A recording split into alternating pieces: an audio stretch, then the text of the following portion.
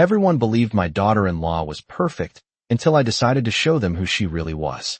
The chandelier above us glittered like a constellation of tiny stars, casting soft golden light across the ballroom. And for a moment, if you didn't look too closely, everything seemed exactly as it should be. Laughter drifted through the air, champagne glasses clinked, and Vanessa stood at the center of it all, radiant in a cream-colored gown that probably cost more than my monthly mortgage used to be. People leaned toward her when she spoke. They smiled a little wider, laughed a little louder. She had mastered that effect, the ability to make everyone feel like they were witnessing something special just by being near her. I stood near the back of the room, hands folded neatly in front of me, watching. At 68, you learn how to stand still without being noticed. You learn how to let conversations flow around you like water, never quite touching you. "Margaret, there you are," someone said, though I could tell from the pause that followed they hadn't been looking for me at all. "You must be so proud of Vanessa." I smiled the way I always did, small and polite. "Of course," I replied, my voice calm, steady, practiced. Proud. That was the word everyone used. Proud of her success, her charity work, her flawless dinners, and carefully curated life. Proud of the way she had taken care of my son, Daniel, as if he were something fragile that needed managing. Across the room, Vanessa lifted her glass and tapped it lightly with a manicured fingernail. The sound was soft, but it carried. It always did when she made it. Conversations faded. Heads turned. She had that effect too. "I just want to thank everyone for being here tonight," she said, her voice warm and effortless, the kind that made people lean in without realizing it. "This event means so much to us." She placed a gentle hand on Daniel's arm, and he smiled down at her, the same distant smile he'd been wearing for years now. I watched them both, the way you watch a play you've already seen before. Every line delivered on cue, every gesture perfectly timed. Then, as if remembering something amusing, Vanessa glanced toward me. "Just for a second. Just long enough. And of course," she added lightly, her tone shifting ever so slightly, "we couldn't have done any of this without a little family support." A few people chuckled. It sounded harmless. It always did. But I saw the way her eyes lingered, the way her smile tightened just a fraction. The implication hung in the air, subtle but sharp. Not a partner. Not an equal. Just support. Something quiet. Something background. Something old. I felt the weight of a few curious glances shift toward me, measuring, assessing, then quickly looking away. I lowered my gaze for a moment, as if embarrassed, as if I didn't quite understand the joke. It was what they expected. What she expected. What she had trained them all to expect. When I looked back up, Vanessa was already moving on, her voice bright again, her story continuing, seamless, untouched. The room followed her, just like it always did. No one noticed the way my hands had stilled. No one noticed the way I had stopped pretending to listen. They never did. Because to them, I was exactly what she had made me into. Harmless. Quiet. Easy to overlook. Just an old woman standing in the corner of a beautiful room. And for a very long time, I let them believe that. I let her believe that. Because sometimes, the most dangerous thing you can be is the person no one is paying attention to. The night did not end when the music faded and the last guest slipped out into the cool evening air. Nights like that never truly ended. They lingered, settling into the walls, into the silence that followed, into the spaces between words that no one said out loud. I returned home just after 11, the drive taking a little longer than usual because I did not rush. I rarely rushed anymore. The house greeted me the same way it always did, quiet, orderly, unchanged. The porch light cast a soft glow across the front steps, and for a moment I stood there with my hand resting on the door handle, listening to nothing at all. There was a time when this house sounded different, when laughter moved through it, when footsteps echoed down the hallway, when the kitchen held the scent of something warm long before dinner was even ready. Now it simply waited. I stepped inside and closed the door gently behind me, setting my purse down in its usual place, aligning it carefully with the edge of the table. Small habits, small controls. They mattered more than people realized. In the kitchen, I poured myself a glass of water, the tap running for a few seconds longer than necessary as I watched the reflection of the overhead light ripple across the surface. My hands were steady. They had been steady all evening. That was something I had learned over the years. Control the small things, and no one will question the larger ones. I took a slow sip and let the silence settle again. Across the room, a framed photograph caught my eye. Daniel, years ago, standing in this very kitchen, flour dusted across his hands, laughing at something I had said. He used to laugh easily back then, before everything became polished, before everything became managed. Before Vanessa, I set the glass down and walked toward the photograph, adjusting it slightly even though it did not need adjusting. It was another habit, another way of keeping things in place when everything else had quietly shifted out of reach. The first time I noticed something was wrong, it was not dramatic. There was no argument, no raised voices.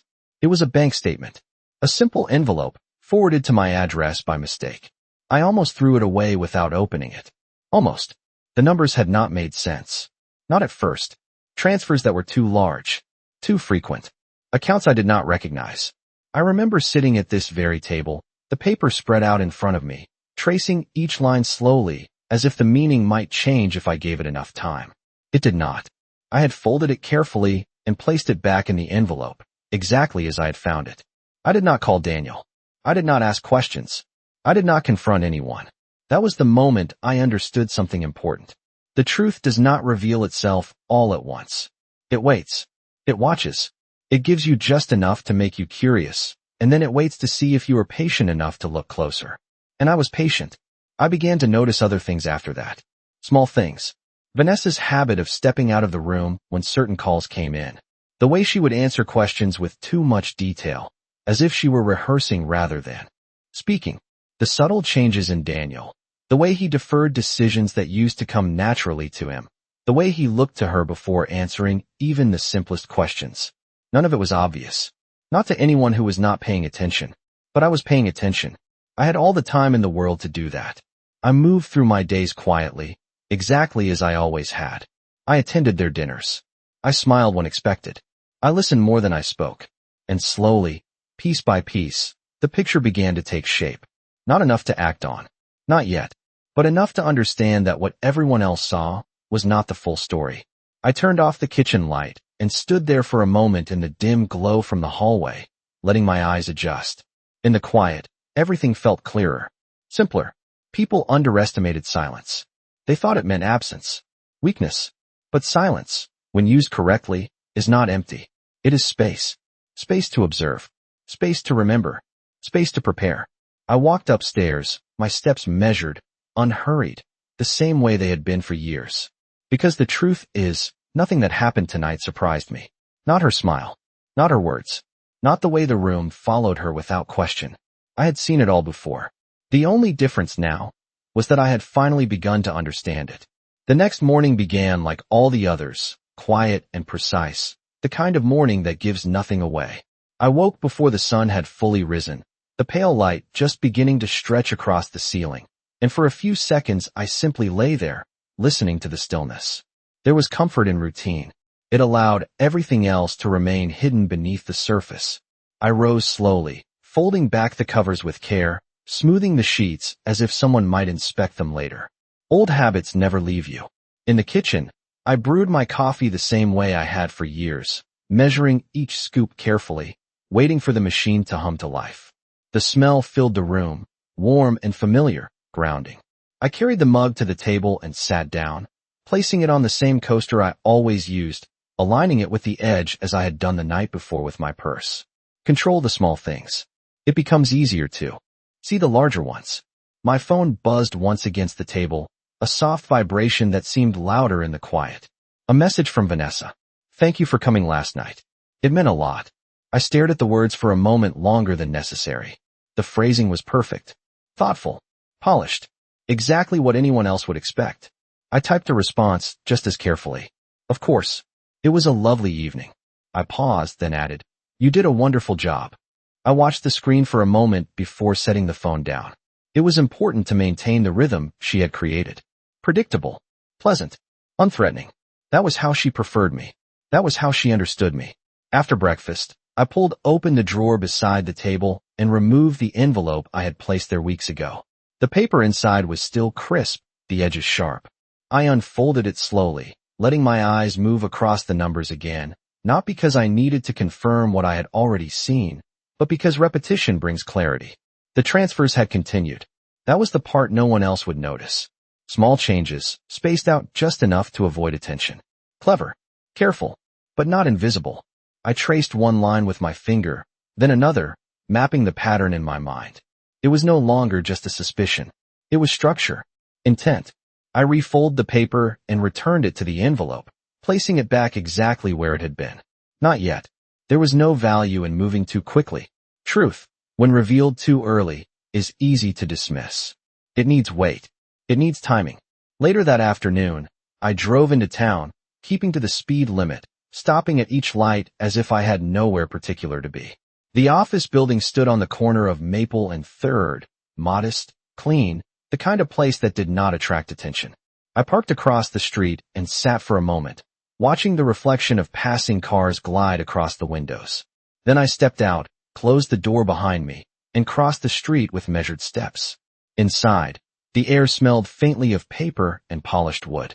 The receptionist looked up with a polite smile. "Good afternoon. How can I help you?"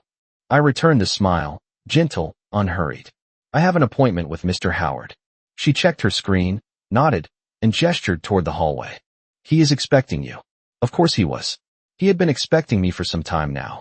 The office was smaller than I remembered, or perhaps I had simply begun to see things more clearly. Mr. Howard stood as I entered, extending his hand. "Margaret, it has been a while."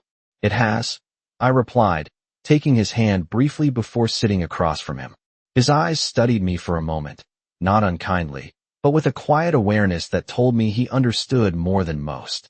"What can I do for you today?" he asked. I reached into my bag and placed the envelope on his desk, sliding it toward him without a word. He opened it carefully, his expression shifting almost imperceptibly as he read. Not surprise. Recognition. That was better. When he looked up, his voice was calm. "How long have you known?" I folded my hands in my lap, just as I had the night before in the ballroom. "Long enough," I said. The room fell silent for a moment, the kind of silence that holds meaning rather than emptiness. Mr. Howard leaned back slightly, considering. "And what would you like to do?" I met his gaze steadily. "Nothing," I said. Then, after a brief pause, "Not yet." He nodded slowly, as if that answer confirmed something he had already suspected. "Then we proceed carefully," he said. Very carefully. I allowed myself the smallest of smiles. Careful had always been my strength. As I left the office and stepped back out into the afternoon light, the world looked exactly the same as it had before. Cars passed. People moved along the sidewalks, unaware of anything beyond their own immediate concerns. Nothing had changed, and yet, everything had already begun to shift. In the days that followed, nothing appeared different to anyone who was not looking closely, and that was exactly how I needed it to be. I continued my visits, my calls, my quiet presence at their home every Sunday afternoon, arriving with a neatly prepared dish and a polite smile that never asked for more than it was given.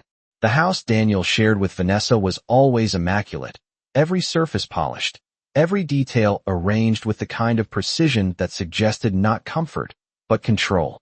Vanessa greeted me at the door as she always did, her expression warm, her voice perfectly measured. "Margaret, it is so good to see you," she would say, stepping aside to let me in as though I were a guest rather than family. I would nod, offering the dish in my hands, allowing her to take it with a gracious thank you that sounded genuine enough to anyone else. These rituals had become familiar, almost rehearsed, and I played my part without deviation. But now, I watched more carefully. I noticed how her eyes moved before she spoke, how she calculated each response, how she adjusted her tone depending on who was listening. It was subtle, but once you saw it, you could not unsee it.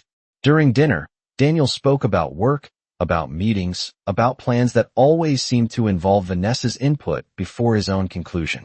He had once been decisive, confident in his choices. Now, there was a pause before every answer, a glance toward her as though seeking confirmation. I did not interrupt. I did not question.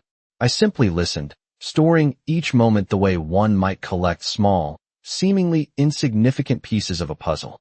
After the meal, while Vanessa cleared the table, her phone lit up briefly on the counter. Just for a second. Long enough. A notification, quickly dismissed. Her hand moved faster than necessary, but not fast enough. I looked away before she could notice that I had seen it. That was important. She needed to believe that nothing had changed. Later, as we sat in the living room, she brought out tea, setting each cup down with careful placement, aligning the handles as if symmetry alone could create harmony. I have been thinking about expanding the foundation, she said lightly, stirring her tea without looking at me. There is so much more we could do if we scale properly. Daniel nodded immediately. That sounds like a great idea, he said, his voice carrying that same distant certainty I had begun to recognize. I lifted my cup, letting the warmth settle into my hands. It does sound ambitious, I replied, my tone neutral, neither encouraging nor dismissive. Vanessa smiled, but it did not reach her eyes. Ambition is necessary, she said, if you want to make a real impact. I held her gaze for just a moment longer than usual, then nodded slowly, as if considering her words. Of course, I said. Impact matters. The conversation moved on, but something had shifted, just slightly, like a current beneath still water. She sensed it, I could tell. Not enough to understand it, but enough to feel that something was not entirely within her control. That was the beginning. When I returned home that evening, I did not turn on the lights right away. I walked through the dim hallway, the familiar shapes of furniture guiding me without effort, and made my way to the study. The desk sat exactly as I had left it, papers aligned, drawer closed. I opened it slowly and removed the envelope again, placing it beside a second document I had received that afternoon from Mr. Howard. The two pieces of paper did not match at first glance, but when placed side by side, the pattern became clearer. Transfers leading into accounts that branched outward, structured in a way that suggested intention rather than error. I traced the lines again, not because I needed confirmation, but because understanding requires repetition. Vanessa had built something intricate, something designed to withstand casual scrutiny. But she had made one mistake. She assumed that no one would look closely enough to see it. I folded the documents carefully and returned them to their places, closing the drawer with the same quiet precision I had used all my life. Then I sat down in the chair and allowed myself a moment of stillness. Not hesitation, not doubt, just stillness. Because this was no longer about suspicion. It was no longer about understanding. It was about timing. And timing, I had learned, is everything. By the end of that week, the rhythm had fully returned, at least on the surface. Vanessa moved through her days with the same polished confidence, her schedule filled with meetings, charity luncheons, and carefully staged appearances that reinforced the image she had worked so hard to build. Daniel followed closely behind, adjusting his pace to match hers, his voice echoing her decisions before they were fully his own. And I remained exactly where they expected me to be, quiet, predictable, unremarkable. It was important that nothing about me changed. That was the foundation of everything that would come next. On Thursday afternoon, Vanessa called. It was unusual, but not entirely unexpected. Margaret, she said, her tone light, almost casual, we are hosting a small gathering next week. Some donors, a few board members. I thought it would be nice if you came.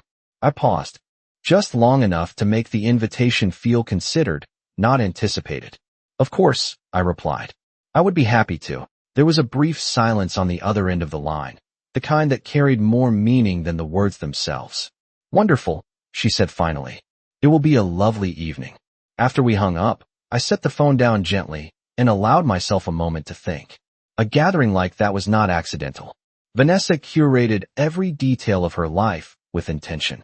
Every guest served a purpose. Every conversation had a direction. If she wanted me there, it was because I fit into the image she was presenting. And that, more than anything, confirmed what I already knew. That evening, I opened the drawer in my study again, this time removing not just the envelope, but a small notebook I had begun keeping. Inside, each page held a date, a time, a detail. Transfers, conversations, observations. Nothing dramatic. Nothing that would draw attention on its own. But together, they formed something far more substantial. I flipped through the pages slowly, reviewing the entries, making small adjustments where needed, adding a note here, clarifying a detail there. It was meticulous work, but it needed to be. Precision leaves little room for doubt. The following day, I met with Mr. Howard again. His office was as quiet as before, the same measured calm settling over the room as I took my seat. You have been busy, he said, glancing at the notebook I placed in front of him. Careful, I corrected gently. He nodded, understanding the distinction. As he reviewed the pages, his expression remained composed, but I could see the shift in his posture, the slight tightening of his shoulders that suggested he was beginning to grasp the full scope of what he was looking at. "This is more than irregular," he said finally. "This is deliberate." I folded my hands in my lap, just as I always did. "Yes," I replied. "It is." He looked at me for a moment, studying not just the information in front of him, but the person who had gathered it. "And you are certain you want to continue waiting?" I considered the question carefully, not because I did not know the answer, but because it deserved the same precision as everything else. "She believes she is in control," I said. "That belief is useful." Mr. Howard nodded slowly, closing the notebook and sliding it back toward me. "Then we prepare," he said. "And when the time comes, we act." I stood, taking the notebook and placing it back in my bag, aligning it neatly with the envelope as I had done before. "Exactly," I said. When I stepped outside, the air felt cooler than it had the day before, a subtle shift that most people would not notice. But I noticed. Small changes often signal something larger beneath the surface. That weekend, I arrived at Daniel and Vanessa's home as usual, carrying a neatly wrapped dish, my expression calm, my movements unhurried. Vanessa greeted me with the same practiced warmth, her smile flawless, her tone welcoming. Nothing had changed. Not in her eyes. Not in her posture. Not in the way she moved through the room, as if everything within it belonged to her. And that was precisely why I knew I was ready. Not to act. Not yet. But to let her continue. To let her build. To expand. To reinforce the very structure that would eventually reveal itself. Because the more perfect something appears, the more devastating it becomes when it begins to crack. And cracks, I had learned, do not need to be forced. They only need to be seen at the right moment. The invitation arrived exactly as Vanessa had promised, precise and polished, printed on thick cream paper with lettering that suggested elegance without effort. Thursday evening, 7 o'clock. Formal, but not overly so. I placed it on the table and studied it for a moment, not because I needed to confirm the details, but because it represented something more than a simple gathering. It was a stage, and Vanessa had spent years learning how to control every stage she stepped onto. The days leading up to the event moved with a quiet consistency. I followed my routines, attended my appointments, responded to messages with the same calm tone I had always used. There was no urgency in my movements, no shift in my behavior that might draw attention. That was essential. Anticipation, when visible, invites suspicion. And suspicion, when misplaced, can close doors that are better left open. On Tuesday afternoon, I returned to Mr. Howard's office once more, this time not with questions, but with additions. The notebook had grown thicker, the entries more detailed, the connections more defined. He reviewed the pages carefully, his expression steady, though I could see the weight of the information settling more firmly now. "She has been expanding faster than I expected," he said quietly. I nodded. "She believes growth will protect her," I replied. "It makes everything look intentional. Strategic." He closed the notebook slowly. "And when it is revealed," I allowed a brief pause, considering the phrasing, "then it will look exactly like what it is." He did not ask for clarification. He did not need to. We had moved beyond that stage. As I left his office, I stopped briefly outside, adjusting the strap of my bag, ensuring everything was in place. The envelope, the notebook, the additional documents he had prepared. Each item had a purpose. Each detail mattered. Later that evening, Vanessa called again. This time, her tone carried a subtle edge beneath the warmth. "Margaret, I just wanted to confirm you will be attending on Thursday," she said. "There will be several important people there." I smiled, though she could not see it. "I would not miss it," I replied. There was a slight hesitation on her end, almost imperceptible. "Good," she said finally. "It will be memorable." I ended the call and set the phone down carefully, aligning it with the edge of the table as I had done with so many other things. Memorable. It was an interesting choice of words. That night, I selected my dress with the same care I had applied to everything else. Simple, elegant, understated. A soft gray that neither demanded attention nor faded into the background completely. It was important to exist within the space she created without disrupting it too early. On Thursday, I arrived precisely at 7 o'clock. The house was already filled with voices, the low hum of conversation spilling out onto the front steps, as the door opened. Vanessa greeted me with the same composed smile, her posture flawless, her presence commanding without appearing to try. "Margaret," she said warmly, stepping aside to let me in. "You look lovely." "Thank you," I replied, meeting her gaze briefly before stepping past her into the room. The guests were exactly as expected. Well-dressed, well-spoken. Individuals who understood the value of appearances and the importance of aligning themselves with the right people.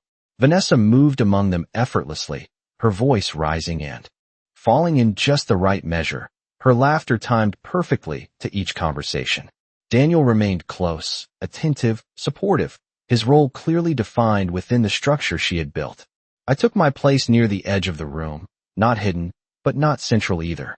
Visible enough to be acknowledged, distant enough to observe. As the evening progressed, I noticed the small details that others overlooked. The way Vanessa guided conversations away from certain topics. The way she redirected attention when questions lingered too long. The subtle tightening of her expression when something fell outside her control, quickly smoothed over before anyone could fully register it. She was good, very good, but even the most carefully constructed performance has its limits. At one point, as she stood near the center of the room addressing a small group, her phone buzzed softly in her hand. Just once. She glanced down at it, just for a second, but this time, there was a flicker.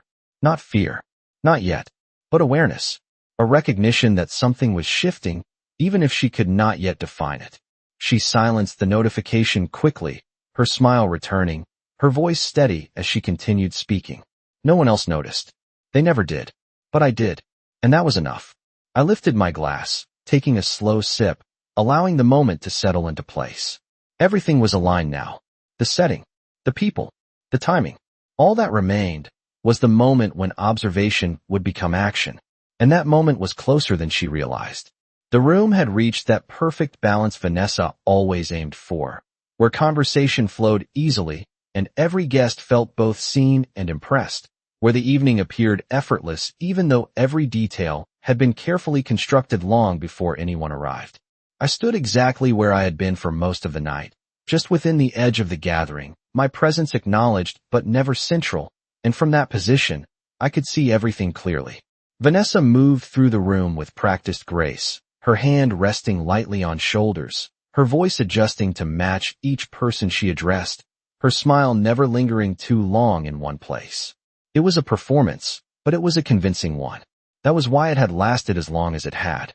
Daniel remained close, as he always did, stepping in when needed, reinforcing her words, offering small affirmations that made her authority appear shared rather than imposed. To anyone watching, they looked aligned, unified, successful. I lifted my glass again, though I had barely touched the drink, and let my gaze drift across the room until it settled on the far corner, where two men stood in quiet conversation. One of them I recognized from the foundation board. The other, I knew only from documents. He had not been mentioned tonight, not directly, but his presence was not accidental. Vanessa rarely allowed anything accidental into her carefully arranged world. I watched as she noticed him, just for a fraction of a second, her expression tightening before smoothing over once more. She adjusted her path slightly, redirecting her movement toward him, her smile returning as if nothing had shifted at all. It was subtle. It always was. But tonight, the details mattered more than ever. The clock on the wall ticked quietly, each second marking the progression of an evening that was beginning to reach its natural peak. Conversations grew slightly louder, laughter more relaxed, the initial formality giving way to something that felt almost genuine. This was the moment Vanessa preferred. The moment when people were most receptive, most willing to believe what they were being shown. She stepped toward the center of the room once more, lifting her glass lightly, drawing attention without demanding it. The conversation softened, eyes turning toward her with quiet anticipation. "I just want to thank all of you again for being here tonight," she began, her voice carrying easily, warm and assured. "Your support means more than I can express." I watched the faces around her, the nods, the approving smiles, the quiet admiration that filled the space between her words. She had built this carefully, layer by layer, detail by detail. "Everything we are doing," she continued, "is about transparency, integrity, and trust. The words settled into the room with a quiet weight, accepted without question, repeated in subtle affirmations from those listening. Transparency, integrity, trust. I felt the faintest shift within myself. Not emotion, not hesitation, but recognition. The alignment was complete. The setting, the message, the audience. It was all exactly where it needed to be. Vanessa lowered her glass slightly, her gaze moving across the room, confident, composed, certain that everything remained within her control. And then, for the briefest moment, her eyes met mine. There was a pause. Not visible to anyone else. Not long enough to interrupt the flow of the evening. But it was there. A flicker of awareness. Of something she could not quite name. I held her gaze calmly, my expression unchanged, my posture steady. I did not look away. Not this time. She recovered quickly, as she always did, her smile returning, her voice continuing as if nothing had shifted at all. But I had seen it. And more importantly, she had felt it. I set my glass down gently on the table beside me, aligning it carefully with the edge, the same way I had aligned so many other things over the years. Small actions. Precise. Controlled. I reached into my bag, my movements unhurried, unnoticed by those around me who remained focused on Vanessa and the image she continued to present. My fingers brushed against the envelope, then the notebook, then the additional documents prepared with care and intention. I did not remove them. Not yet. Timing, I reminded myself, is everything. The room remained attentive, the atmosphere still firmly within her grasp, but the balance had begun to shift, ever so slightly, like the first movement of a structure under pressure. Most people would not recognize it. They would not see the change until it was undeniable. But I did not need it to be obvious. Not yet. I stepped forward just enough to move out of the shadows of the room and into the light, not drawing attention, but no longer avoiding it. It was a small movement, almost insignificant, but it was the first one that mattered.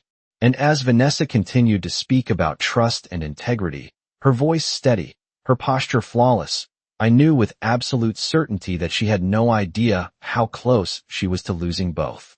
Vanessa's voice continued, smooth and unwavering, filling the room with carefully chosen words that seemed to settle comfortably over everyone present. But something beneath the surface had already begun to shift, subtle but undeniable, like a quiet tension threading through the air. I stepped forward again, this time not stopping at the edge, not allowing myself to remain part of the background she had assigned me. It was not a dramatic movement. No one turned immediately. No one gasped or whispered. But I was no longer standing where I had been before, and that, in itself, was enough.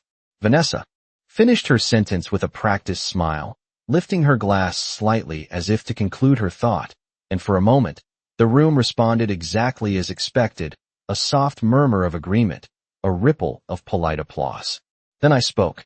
Vanessa, I said, my voice calm, clear, not raised, but carried easily in the space she had created. It was not loud, but it did not need to be. Conversations paused.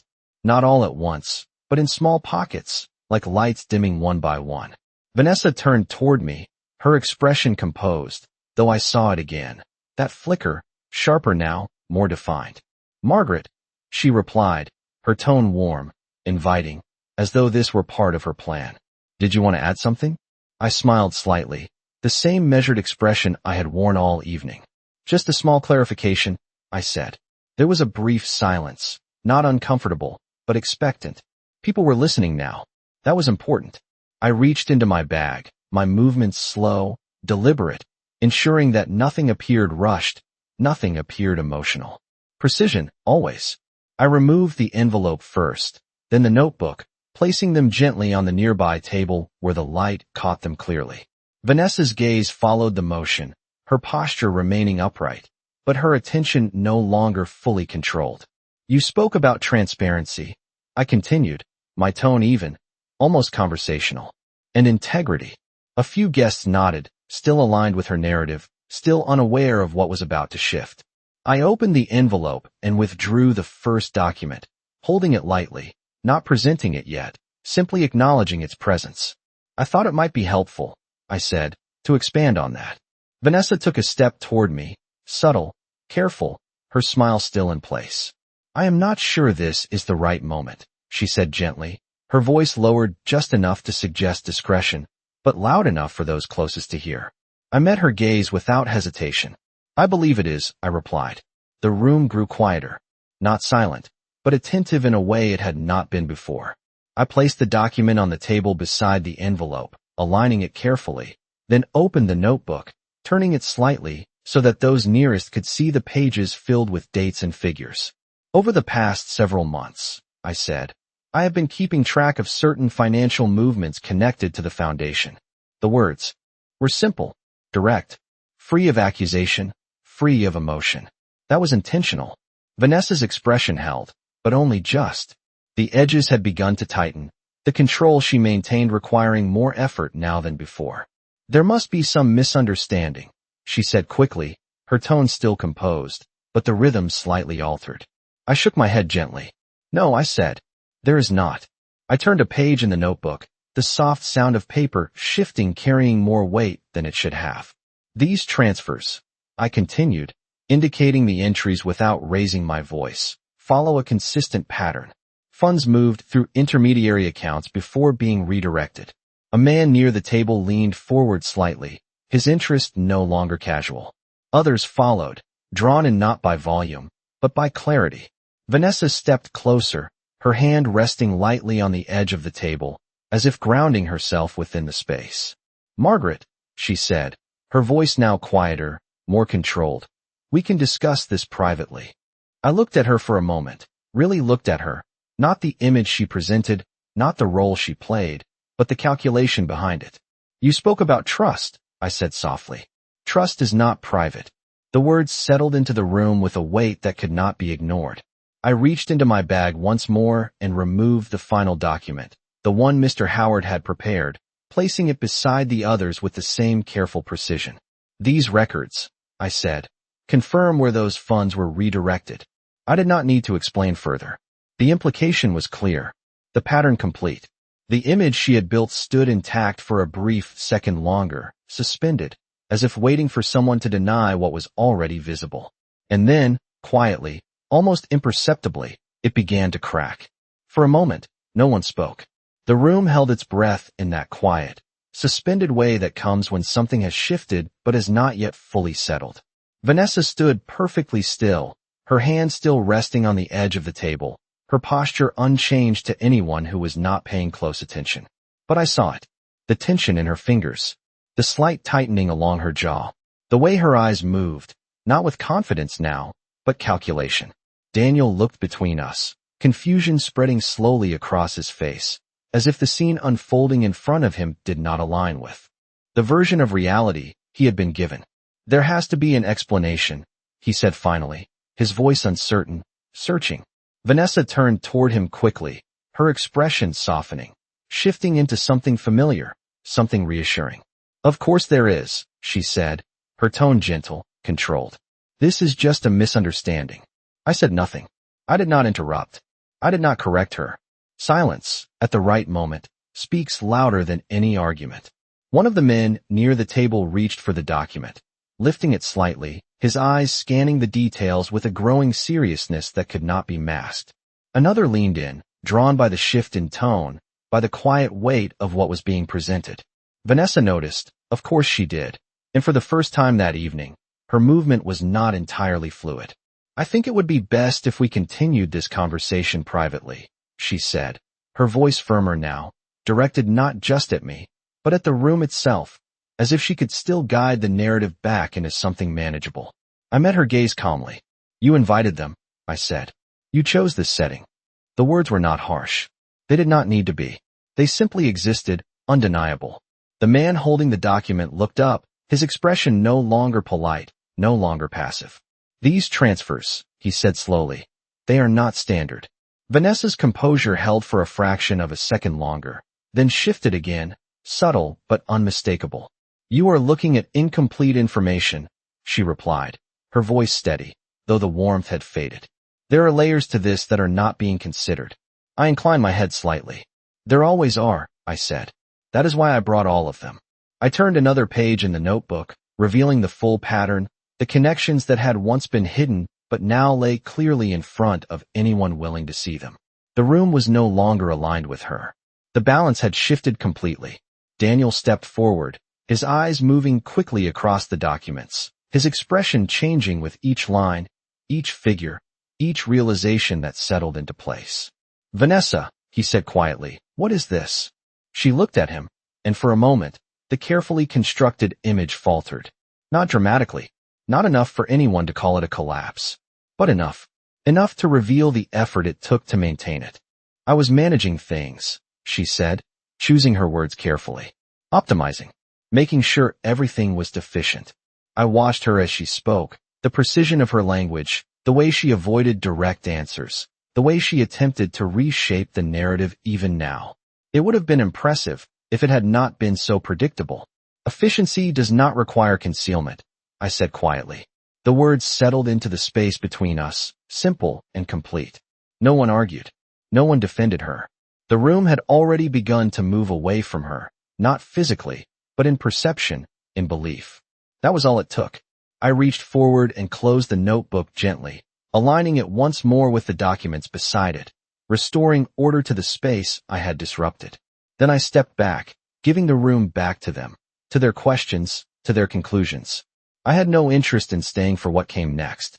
That part was no longer mine. Vanessa stood where she was, her posture still composed, her expression carefully controlled, but the foundation beneath it had shifted in a way that could not be undone. Daniel remained beside her, but not as close as before, the space between them small, but significant. I picked up my bag, ensuring everything was returned to its place, every detail accounted for, and turned toward the door. No one stopped me. No one spoke. They did not need to. As I stepped outside, the night air felt cooler, sharper, carrying with it a quiet sense of clarity. Behind me, the voices would rise again, questions asked, answers demanded, the structure she had built examined piece by piece. But I did not need to witness it. Some things are understood without being seen. I paused at the top of the steps, just for a moment, then continued forward, my steps steady, unhurried, exactly as they had always been. Because in the end, there was nothing left to prove. I had never been what she believed I was. And now, neither was she.